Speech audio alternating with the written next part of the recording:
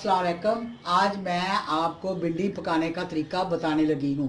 ये मैंने भिंडी को साफ़ किया है, साफ़ करके काट लिया है। काट के तो ये 7 प्याज काटा है, टमाटर, हरी मिर्च चॉप की हुई है। हरी मिर्च मैं इसमें ज़्यादा डालती हूँ कि इसका अपना एक टेस्ट होता है भिंडी के साथ। ये सुरख मिर्च है, नमक है, हल्दी है। इसमें मैं ज़्यादा मसाले नहीं डालूँगी, सिर्फ बनाने का आपको तरीका बताऊँगी। यो मैं अब शुरू करने लगी हूँ। देसी में मैंने घी डाल लिया कढ़ाई में। ये इसमें मैंने घी डाल लिया है। अब ये घी देखें हल्का सा गर्म हो गया। अब मैं इसमें ये भिंडी डालने लगी। अब मैं इसको लाइट ब्राउन करूँगी हल्की आंच पे। 1 चम्मच मैंने सुरख मिर्च का लिया है, आधा नमक का लिया चम्मच, और आधा ही मैंने हल्दी का लिया है, और एक टमाटर लिया है बड़े साइज़ का, और ये आधा किलो मैंने प्याज काटी है और आधा किलो की भिंडी ली है। अब मैंने इसे 5 से 6 मिनट तक इसको भूना है, यानी जिसको तला है आपके सामने। अब इसका कलर तब्दील हो गया। अब मैं इसमें नमक मिर्च डाल के फिर भूनूंगी, ताकि इसमें गरम जो जितने मसाले डाले हैं वो सब रच जाए, मिक्स हो जाए। हाँ, इसको तलने का मकसद ये है कि इसकी लेस बिल्कुल ख़त्म हो गई। ये देख सकते हैं एक एक दाना अलग अलग है।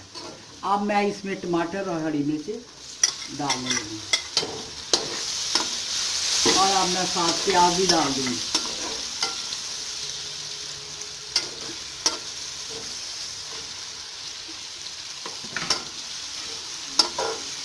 इसको अब हल्की आंच पे ना दम लगा देना है। ऊपर मैं ढकना लगाऊंगी इसको मिक्स करके। अब मैंने सारी सब्ज़ी मिक्स करके अब मैं इसके ऊपर ढकना लगाने लगी हल्की आंच करके। दम वाली मैंने आग रखी है। जब प्याज गल जाएगा हमारी भिंडी तैयार हो जाएगी।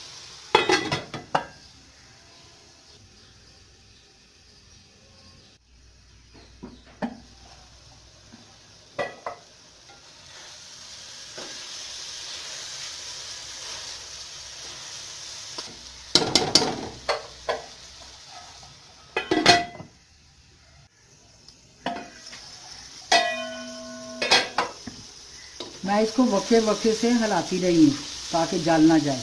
ये देखिए प्याज हर चीज़ अब गल चुकी है मेरी। ये ना सब्ज़ी तैयार हो चुकी है, भिंडी सब्ज़ी तैयार हो चुकी है।